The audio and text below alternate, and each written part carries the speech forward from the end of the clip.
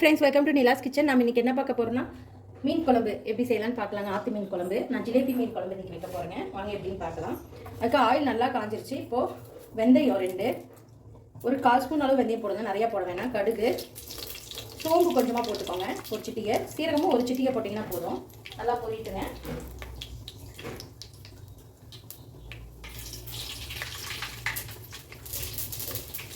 பாருங்க, இது நல்லா பொரிஞ்சிட்ருக்கு. இந்த ஸ்டேஜில் நான் வெங்காயம் பூண்டு 2மே எடுத்துருக்கேங்க. நல்லா வெடிச்சிருச்சு. இப்போ நான் சின்ன வெங்காயம் பூண்டு 2 கட்டி, சின்ன வெங்காயம் ஒரு 100 கிராம் அளவு எடுத்துருக்கேங்க. இது நல்லா போட்டு வதக்கலாம். இது நல்லா வதங்கி வரணும். கலர் சேஞ்ச் ஆகட்டுங்க. பார்க்கலாம். வதங்கட்டும். அதுக்குள்ளே நம்ம என்ன பண்ணலான்னு பார்க்கலாங்க. இப்போது நான் இதில் புளி தண்ணி ஒரு சின்ன நெல்லிக்காய் சைஸ் அளவு கரைச்சி எடுத்துருக்கேங்க. இதில்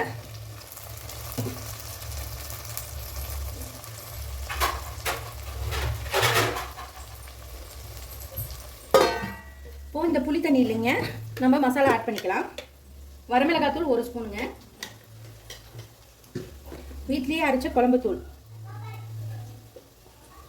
2.25 ஸ்பூன் போட்டுக்கிறேங்க. மல்லித்தூள் திக்னஸ்க்காக 1 ஸ்பூனுங்க. அவ்வளோதான். வேறு எந்த மசாலாவும் நான் ஆட் பண்ணல. இதை நல்லா கரைச்சி விட்டுக்கலாம். கரைச்சிட்டு இந்த கரைசலை தான் நம்ம அதில் ஆட் பண்ண போகிறோங்க குழம்புல.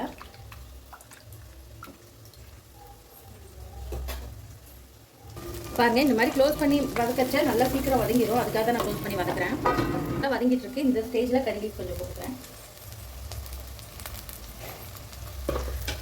நல்லா வதக்கலாம். க்ளோஸ் பண்ணிட்டு சீக்கிரம் வதங்கிடுவேன். அதுக்காக இப்போ இதில் கொஞ்சமாக மஞ்சத்தூள் ஆட் பண்ணிக்கலாம். நான் 5 டீஸ்பூனில் 1/4 ஸ்பூன் மஞ்சத்தூள் ஆட் பண்ணுறேங்க. மிக்ஸ் பண்ணிக்கலாம். இது இன்னும் கொஞ்சம் ஆனியன் பொரிஞ்சு வரணுங்க கலரு. அப்போ தான் குழம்பு டேஸ்ட்டாக இருக்கும். ஆனியன் நல்லா வதங்கிடுச்சு. இப்போ நம்ம தக்காளி 2 தக்காளி தான் எடுத்துருக்கேன். ஏன்னா புளி நம்ம ஒரு பெரிய லெமன் சைஸ் அளவு எடுத்ததுனால 2 தக்காளி போட்டிருக்கேன். இது நல்லா வதங்கிட்டு தக்காளி. தக்காளி எவ்வளோ சூப்பராக வதங்கிடுச்சுங்க. இப்போ இந்த ஸ்டேஜில் நம்ம கரைச்சி வச்சுருந்த மசாலா அதை ஆட் பண்ணிக்கிறேன். அது பார்க்கவே எவ்வளோ சூப்பராக இருக்குன்னு. கரைச்சி வச்ச மசாலா ஊற்றிக்கலாம். தேவையான அளவு தண்ணி ஆட் பண்ணிக்கிட்டேன். ரொம்ப ஆட் பண்ண வேணாம், மீடியமாக ஆட் பண்ணிக்கோங்க. ஆல்ரெடி உப்பு இதில் லைட்டாக போட்டேங்க, பத்தாது. நான் இன்னும் கொஞ்சம் ஆட் பண்ணிக்கிறேன். உப்பு மட்டும். வாட்டர் கன்சிஸ்டன்சி இருக்கணுங்க. ஏன்னா நமக்கு கொதிச்சதுன்னா கொஞ்சம் திக்னஸ் ஆகிடும். இந்த ஸ்டேஜில் நான் ஒரு 3 பச்சை மிளகாய் போட்டுக்கிறேன். 4 போட்டுக்கிறேங்க.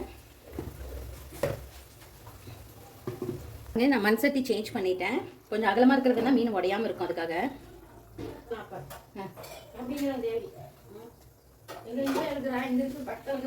பாருங்க,